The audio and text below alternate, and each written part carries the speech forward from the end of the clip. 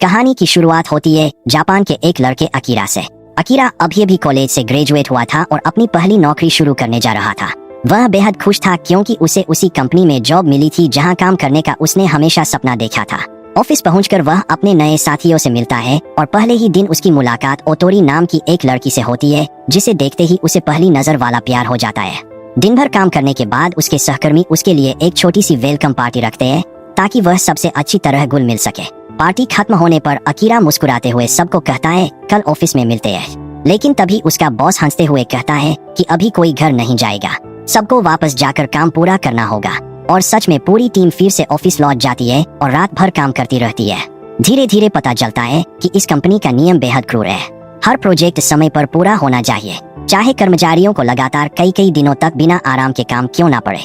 महीनों तक यही सिलसिला चलता रहता है। अकीरा की हालत इतनी खराब हो जाती है कि उसकी नींद पूरी तरह उड़ जाती है। कई बार वह सुबह के उजाले में घर लौटता है और उसका जालिम बॉस गोजी उसे लगातार मानसिक रूप से प्रताड़ित करता रहता है। एक रात अकीरा अपने दोस्त केंजो से अपनी बदतर नौकरी और बॉस की ज्यादतियों के बारे में बताता है। कचो उसे सलाह देता है कि वह दूसरी नौकरी ढूंढ ले, लेकिन अकीरा बेबस होकर कहता है कि उसके पास तो सीवी भेजने तक का समय नहीं है। तभी पता चलता है कि कचो कॉलेज में उसका सबसे अच्छा दोस्त था और दोनों अमेरिकन फुटबॉल टीम के स्टार खिलाड़ी थे।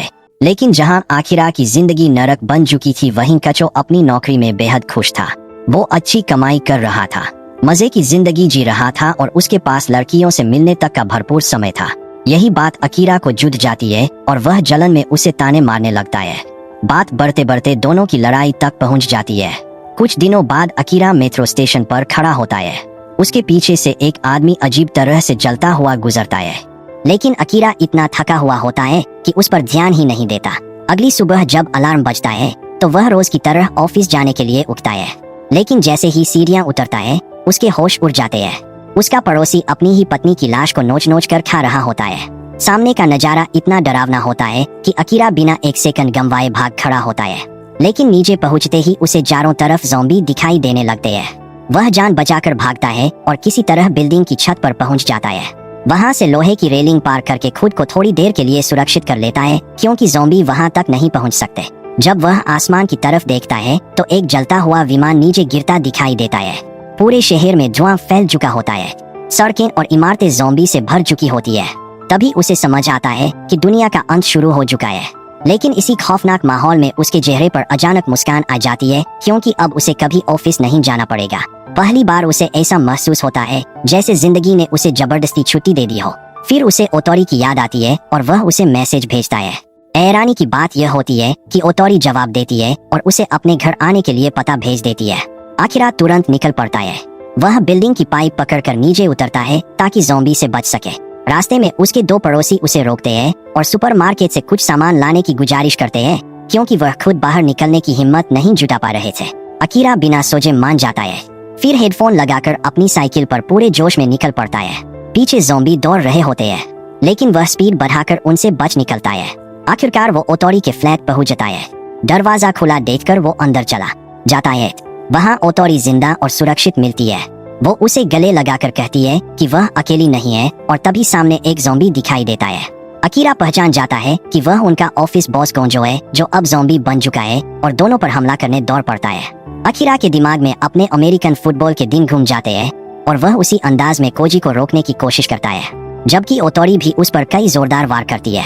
दोनों मिलकर किसी तरह उसे खत्म कर देते हैं। लेकिन तभी अकीरा को पता चलता है कि ओतोरी असल में उसके बॉस की प्रेमिका थी। यह देखकर उसका दिल पूरी तरह टूट जाता है।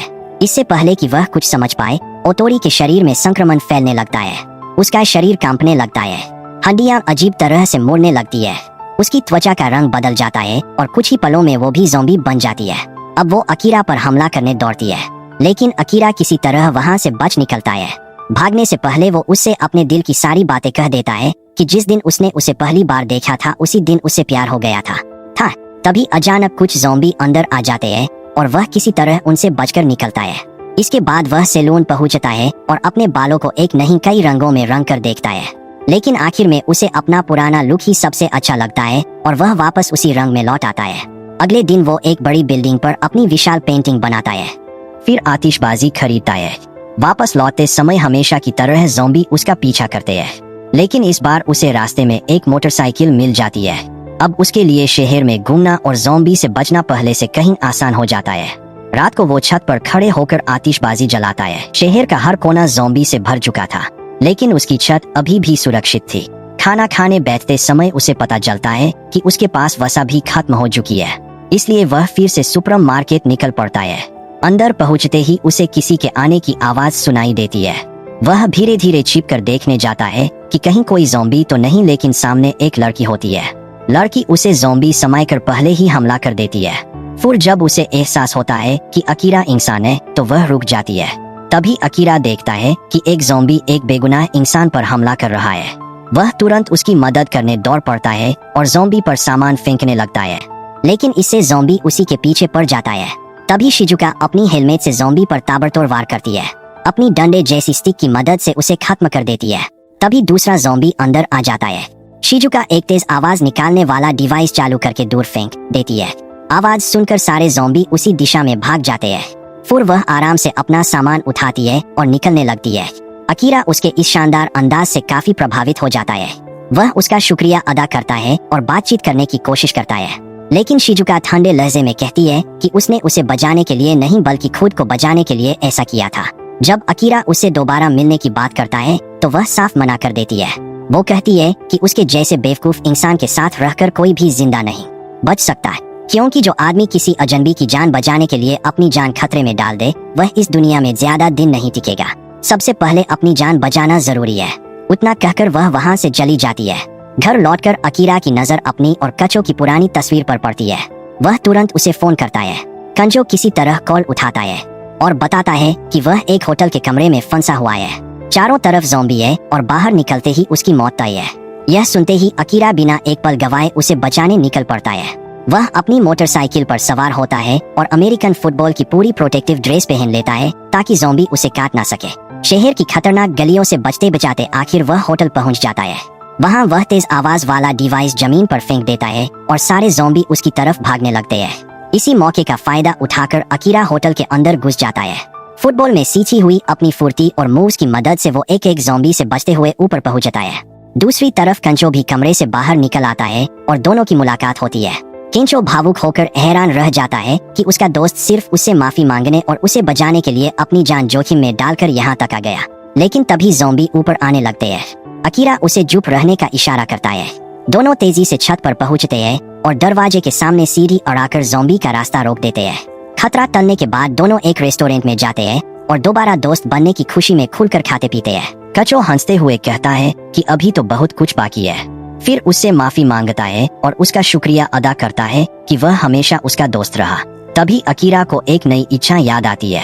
वह अपनी नोटबुक में लिखता है कि वह एक ऐसा सुपर हीरो बनना चाहता है जो लोगों को ज़ॉम्बी से बचाए। वह कहता है कि यही उसका बचपन का सबसे बड़ा सपना था। अगली सुबह कचो मोबाइल पर खबरें देख रहा होता है, जहां बताया जाता है कि टोक्यो के ज्यादातर लोग अब ज़ॉम्बी बन चुके हैं। तब अकीरा एक प्लान बनाता है। वह कैजो से कहता है कि उन्हें इबारा की जाना चाहिए, क्योंकि वहाँ एक बड़ा एक्वेरियम है और वहाँ शार्क प्रूफ सूट मिल सकता है। अगर वह सूट पहन लेगा तो ज़ॉम्बी उसे काट भी नहीं पाएंगे और वह सुरक्षित रहकर लोगों की मदद कर सकेगा। यानी उसका सुपर हीरो बनने का सपना सच हो सकता है। कचो भी तुरंत तैयार हो जाता है। दोनों सफर के लिए जरूरी सामान लेने एक छोटी सी दुकान पर पहुँचते हैं। तभी अचानक वहाँ एक बस आकर रुकती है। बस में बैठे सभी लोग अब तक इंसान थे, लेकिन तभी एक यात्री ज़ॉम्बी में बदल जाता है। बस में अफरा तफरी मच जाती है। लोग जान बचाने के लिए बाहर भागते हैं, लेकिन कई लोगों को ज़ॉम्बी संगीत काट लेते हैं। इस पूरी भगदड़ के बीच अकीरा बस के ड्राइवर और दो लड़कियों को इशारा करता है कि जल्दी से दुकान के अंदर आ जाए। वह लोग अंदर आकर फिलहाल सुरक्षित हो जाते हैं। तभी अकीरा देखता है कि एक लड़की ज़ॉम्बी पर जबरदस्त स्किल के साथ हमला करती है और उसे खत्म कर देती है। तभी अकीरा को याद आता है कि यह वही शिजुका है जिससे उसकी मुलाकात सुपरमार्केट में हुई थी। लेकिन कुछ ही सेकंड में शिजुका खुद चारों तरफ से ज़ॉम्बी से घिर जाती है, इसलिए वह तेजी से भागती है और बाकी लोगों के साथ दुकान के अंदर घुस जाती है। अकीरा और कचो फौरन दरवाजा बंद कर देते हैं। इसके बाद बस ड्राइवर सभी से अपना परिचय देता है और बताता है कि वह बस लेकर इबारा की इलाके की तरफ जा रहा था, खासकर वहाँ मौजूद एक्वेरियम तक, क्योंकि अफवाह थी कि वहाँ ज़ॉम्बी से सुरक्षित एक शेल्टर है। लेकिन किसी को यह नहीं पता था कि रास्ते में उसे एक ज़ॉम्बी ने काट लिया था और उसने यह बात सबसे छिपा रखी थी। अब उसका ज़ॉम्बी बनना सिर्फ समय की बात थी। बाकी लोग थोड़ी देर आराम करने का फैसला करते हैं। रिका और माँ की दुकान में रची शराब पीना शुरू कर देती है, जबकि शिजुका पूरे इलाके की जांच करती है ताकि यकीन हो जाए कि आसपास कोई ज़ॉम्बी नहीं है। कुछ ही मिनटों में रिका और माँ की पूरी तरह नशे में धुत हो जाती है और कचो को भी अपने संगीत साथ ड्रिंक करने के लिए कहती है। कचो भी मना नहीं करता और सब साथ बैठकर पीने लगते हैं। उसी दौरान शिजुका अकीरा से सर्वाइवल के बारे में बात करती है। वो कहती है कि तुम लोग इस हालात को बिल्कुल भी गंभीरता से नहीं ले रहे हो। ऐसे लापरवाह लोग सबसे पहले ज़ॉम्बी बनते हैं। तभी अचानक बस ड्राइवर, जो अब पूरी तरह ज़ॉम्बी बन चुका था, उठ खड़ा होता है। सबके होश उड़ जाते हैं क्योंकि किसी ने इसकी कल्पना भी नहीं की थी। सब जान बचाकर भागते हैं, लेकिन कंजो अभी भी संगीत नशे में था और उसे कुछ समझ ही नहीं आ रहा था। तभी ज़ॉम्बी ड्राइवर माकी पर हमला कर देता है। रिका अपनी दोस्त को बचाने की कोशिश करती है, लेकिन वह भी ज़ॉम्बी का शिकार बन जाती है। कचो किसी तरह भाग निकलता है। अकीरा उसके चिल्लाने की आवाज सुनते ही उसे बचाने दौड़ पड़ता है। दूसरी तरफ शिजुका रेडियो ऑन कर देती है ताकि आवाज सुनकर ज़ॉम्बी दूसरी तरफ चले जाए। फिर वह बाहर निकलने ही वाली होती है कि सामने से रिका और माकी, जो अब ज़ॉम्बी बन चुकी थी, उसी पर हमला करने आ जाती है। उधर अकीरा और कचो 3 ज़ॉम्बी से घिरे हुए होते हैं, लेकिन फिर भी दोनों पहले शिजुका को बचाने पहुंचते हैं। वो लगभग काटी ही जाने वाली थी कि तभी अकीरा और कचो तीनों ज़ॉम्बी को आग लगाकर खत्म कर देते हैं। शिजुका हैरान रह जाती है कि इतनी बातें सुनाने के बाद भी अकीरा ने उसकी जान बचाई। इसके बाद तीनों वहाँ से निकलते हैं और कोई गाड़ी ढूंढने लगते हैं, लेकिन किसी भी गाड़ी में चाबी नहीं मिलती। किस्मत से अकीरा को एक ट्रक मिलता है जिसकी चाबी अंदर ही होती है। तीनों उसमें बैठकर निकल पड़ते हैं। रास्ते में शिजुका उनसे पूछती है कि क्या उन्हें डर नहीं लगा कि उसे बचाते जाते खुद ज़ॉम्बी का शिकार हो सकते थे। अकीरा मुस्कुरा कर कहता है, नहीं, क्योंकि मैं सुपर हीरो बनना चाहता हूँ और सुपर हीरो हमेशा लोगों की मदद करते हैं। शिजुका सिर पकड़ कर कहती है, तुम सच में बहुत बड़े बेवकूफ हो। इसके बाद वह लोग इबाराकी पहुंचते हैं। रास्ते में एक रेस्ट एरिया पर रुककर आतिशबाजी करते हैं। रात में शिजुका उनका शुक्रिया अदा करती है कि उन्होंने उसकी मदद की। लंबे समय बाद तीनों बिना किसी डर के खुलकर समय बिताते हैं, क्योंकि उस इलाके में कोई ज़ॉम्बी नहीं था। फिर उनका सफर आगे बढ़ता है। दिन बीते जाते हैं, उनकी दोस्ती गहरी होती जाती है और तीनों एक मजबूत टीम बन जाते हैं। पास पहुंच जाते हैं, लेकिन तभी उनकी गाड़ी का टायर जमीन पर बिछाए गए एक जाल में फंसकर फंस जाता है। केंजो गाड़ी संभालने की कोशिश करता है, लेकिन आखिरा जोर से सिर टकराकर बेहोश हो जाता है। जब उसे होश आता है तो उसके सामने उसका पुराना बॉस कोजी खड़ा होता है। आकिरा को यकीन ही नहीं होता कि वह अभी भी जिंदा है। उसे देखकर उसका पुराना दर्द फिर ताजा हो जाता है, क्योंकि यही इंसान कभी उसकी जिंदगी जहन्नुम बना चुका था। पता चलता है कि कोजी ने यहाँ अपने कर्मचारियों के साथ एक छोटी सी व्यवस्था बना रखी है। वह पहले से इस जगह को तैयार कर रहा था और ज़ॉम्बी फैलने के बाद सबको लेकर यहीं छिप गया। वो अकीरा से कहता है कि यहाँ ढेर सारी मछलियाँ हैं, इसलिए खाने की कोई कमी नहीं होगी। अकीरा की खुशी का ठिकाना नहीं रहता जब उसे अपने वही बुजुर्ग पड़ोसी भी जिंदा मिल जाते हैं जिन्हें वह मरा हुआ समझ चुका था। लेकिन यहाँ भी कोजी वही पुरानी तानाशाही चला रहा था। हर कर्मचारी से लगातार काम करवाया जा रहा था। अकीरा देखता है कि कजो और शिजुका भी अब मजबूरी में यही काम कर रहे हैं। कोजी उसे दिखाता है कि उसने कई ज़ॉम्बी लोहे की सलाखों के पीछे बंद कर रखे हैं ताकि कोई बाहरी इंसान यहाँ आने की हिम्मत न करे। उसके मुताबिक यही उनकी सबसे बड़ी सुरक्षा थी। इसके बाद कोजी आकिरा को भी दोबारा अपने साथ काम करने का ऑफर देता है। पहले आकिरा साफ मना कर देता है क्योंकि उसे अपनी बाकी इच्छाएं पूरी करनी थी, लेकिन फिर वह सोचता है कि उसके दोस्तों के लिए फिलहाल यही सबसे सुरक्षित जगह है, इसलिए वह अनमने मन से काम करने के लिए तैयार हो जाता है। खाने के समय कंचो देखता है कि कोजी और उसके खास लोग बढ़िया खाना खा रहे हैं, जबकि बाकी कर्मचारियों को सिर्फ थोड़ा सा मांस और एक टुकड़ा ब्रेड दिया जा रहा है। कचो गुस्से में कोजी से भिड़ने ही वाला होता है कि तभी कास्का नाम का एक आदमी उसे रोक लेता है। वह कहता है कि प्लीज कोई झगड़ा मत करो, वरना कोजी मुझे और मेरी गर्भवती पत्नी को यहाँ से निकाल देगा। केंजो मजबूरी में चुप हो जाता है। बाद में कास्का केचो और शिजुका से कहता है कि अगर वह लोग चाहे तो वह उन्हें यहाँ से भागने में मदद कर सकता है। रात को जब सब सो जाते हैं, वह दोनों को गाड़ियों वाले गैराज में ले जाता है और कहता है कि यहाँ खड़ी कोई भी कार ले सकते हो। यह सब कर्मचारियों की गाड़ियाँ हैं और अब किसी के किसी गाड़ी से कोई मतलब नहीं, क्योंकि किसी को लगता ही नहीं कि वह कभी इस जगह से बाहर निकल पाएगा। हालांकि यहाँ के लोग इस गुलामी वाली जिंदगी से खुश नहीं थे, लेकिन फिर भी ज़ॉम्बी से भरी दुनिया में जाने से बेहतर यही समय कर चुपचाप काम कर रहे थे। कचो अपनी पुरानी गाड़ी के टायर ठीक करने लगता है। तभी कोजी के आदेश पर सुपरमार्केट से सामान लेकर एक ट्रक वहाँ पहुँचता है। जैसे ही ड्राइवर पीछे का दरवाजा खोलता है, अंदर छिपा एक ज़ॉम्बी उस पर टूट पड़ता है। देखते ही देखते पूरा इलाका अफरातफरी में बदल जाता है। गार्ड ज़ॉम्बी से लड़ने लगते हैं, लेकिन इस हंगामे में कैद किए गए सारे ज़ॉम्बी भी बाहर निकल आते हैं और पूरी जगह पर कब्जा कर लेते हैं। कई लोग भागते भागते एक्वेरियम के किनारे पहुंच जाते हैं और पानी में गिर पड़ते हैं। कुछ ही पल बाद एक विशाल शार्क उनकी लाशें खाने के लिए सामने आती है, लेकिन वो भी अब ज़ॉम्बी बन चुकी थी। दूसरी तरफ हमारे तीनों हीरो बाहर थे। कंजो खुशी से कहता है कि उसने आखिरकार उनकी गाड़ी के टायर ठीक कर दिए हैं और अब वो यहाँ रखा सारा खाना पानी लेकर तुरंत निकल सकते हैं। वो अकीरा को समझाने की कोशिश करता है कि यहाँ से भागना ही सही होगा, लेकिन अकीरा अब भी यही मान रहा था कि यही सबसे सुरक्षित जगह है। इसलिए वो वापस गोदाम की तरफ लौट जाता है। वो उसे पढ़ती है और फिर अकीरा के पीछे जाकर कहती है कि उसके साथ चलो। वह समझाती है कि इस दुनिया में कोई भी जगह हमेशा सुरक्षित नहीं रह सकती, लेकिन वह खुद किसी कैद खाने में ज़ॉम्बी की तरह बंद होकर नहीं जीना चाहती। फिर वह उसकी नोटबुक दिखाकर याद दिलाती है कि उसकी अभी भी कितनी इच्छाएं अधूरी है। अकीरा उन सभी सपनों को याद करता है जिन्हें वह पूरा कर चुका है और उन सपनों को भी जो अभी बाकी है। फिर उसे कोजी की कंपनी में बिताए गए अपनी जिंदगी के सबसे बुरे दिन याद आते हैं और आखिरकार वो वहाँ से जाने का फैसला कर लेता है।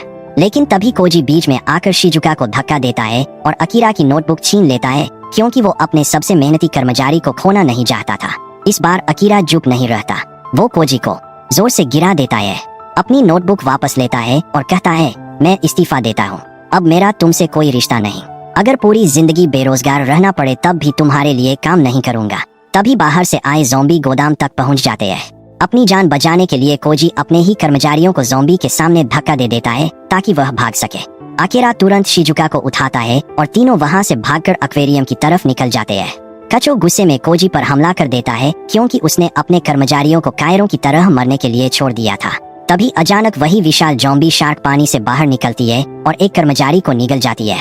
पहले सबको लगा था कि वह पानी के बाहर नहीं आ पाएगी। दर्जनों ज़ॉम्बी उसे चारों तरफ से पकड़ लेते हैं और बुरी तरह काटने की कोशिश करने लगते हैं। दूसरी तरफ कचो शार्क को रोक नहीं पा रहा था, इसलिए वह दीवार की एक छोटी दरार से निकल जाता है।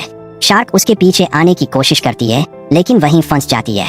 अकीरा ज़ॉम्बी के बीच पूरी तरह फंस चुका था। तभी शिजुका बड़ी बड़ी स्पीकर मशीनें लेकर पहुंचती है और उनमें तेज आवाज चलाकर सारे ज़ॉम्बी का ध्यान अकीरा से हटा देती है। फिर वह स्पीकर उठाकर तालाब में फेंक देती है। आवाज का पीछा करते हुए सारे ज़ॉम्बी पानी में कूद पड़ते हैं और फिर दोबारा बाहर नहीं निकल पाते। आखिरकार तीनों ज़ॉम्बी से छुटकारा पा लेते हैं और अपनी जीत का जश्न मनाने लगते हैं। तभी कोजी वापस आता है और कहता है कि अब उस शार्क का भी अंत कर देना चाहिए, लेकिन उसी समय शार्क दीवार तोड़कर बाहर निकल आती है और कोजी को दूर उछाल देती है। अकीरा उसे बचाने दौड़ता है, लेकिन ऐसा करते करते खुद शार्क का निशाना बन जाता है। शार्क उसकी बाह दबोच लेती है। शिजुका के दिमाग में तुरंत एक आइडिया आता है। वह समझती है कि अगर 2 बैटरियों की मदद से शार्क के दिमाग को जबरदस्त इलेक्ट्रिक शॉक दिया जाए तो उसे रोका जा सकता है। लेकिन बैटरियों से करंट सीधे अकीरा के लोहे वाले सूट के जरिए ही शार्क तक पहुंच सकता था। अब सबसे बड़ा काम था किसी तरह बैटरियां अकीरा तक पहुंचाना। कंचो ऊंची जगह पर चढ़कर ज़ॉम्बी का ध्यान अपनी तरफ खींच लेता है और फिर अमेरिकन फुटबॉल की तरह शानदार थ्रो करते हुए बैटरियां अकीरा की तरफ उछाल देता है। अकीरा उन्हें हवा में ही पकड़ लेता है, अपनी मुट्ठी में दबाता है और पूरी ताकत से शार्क के सिर पर मुक्का मार देता है। बैटरियों का करंट पूरे शार्क के शरीर में फैल जाता है और प्लान कामयाब हो जाता है। ज़ॉम्बी शार्क पूरी तरह निष्क्रिय हो जाती है। अकीरा और उसके दोस्तों की वजह से न सिर्फ तीनों की जान बचती है, बल्कि कोजी भी जिंदा बच जाता है। अगले दिन जो भी कर्मचारी जिंदा बचे थे वह अपना अपना सामान और जरूरी सप्लाई गाड़ियों में भरने लगते हैं, क्योंकि अब सबको समझ आ चुका था कि एक ही जगह कैद होकर जीना समाधान नहीं है। हर इंसान अब अपनी मर्जी से अपनी जिंदगी जीना चाहता था, न कि फिर से उसी नौकरी और गुलामी वाले रूटीन में लौटना। कोजी गुस्से से सबको रोकने की कोशिश करता है और आदेश देता है कि वापस कंपनी में जाकर काम शुरू करो, लेकिन इस बार कोई उसकी बात नहीं मानता। सभी कर्मचारी उसका साथ छोड़ देते हैं और साफ कह देते हैं कि अकीरा उससे कहीं बेहतर लीडर है। आखिर में सब उसे अकेला छोड़कर चले जाते हैं। अकीरा, केंजो और शिजुका अपनी गाड़ी में बैठकर नए सफर पर निकल पड़ते हैं। गाड़ी अकीरा जला रहा होता है। कचो मुस्कुराते हुए कहता है कि उसका सपना हमेशा से एक कॉमेडियन बनने का था ताकि वह लोगों की जिंदगी में हंसी ला सके। वहीं शिजुका कहती है कि वह मेडिकल कॉलेज से सीखा हुआ अपना ज्ञान इस्तेमाल करके लोगों की जान बचाना चाहती है, और अकीरा अपनी लिस्ट में एक और नया सपना जोड़ देता है। इसी के साथ इस शानदार कहानी का अंत होता है। अगर आपको यह कहानी पसंद आई हो तो वीडियो को लाइक करें और हमारे डीके मर्चेंट चैनल को सब्सक्राइब करना बिल्कुल मत भूलिए।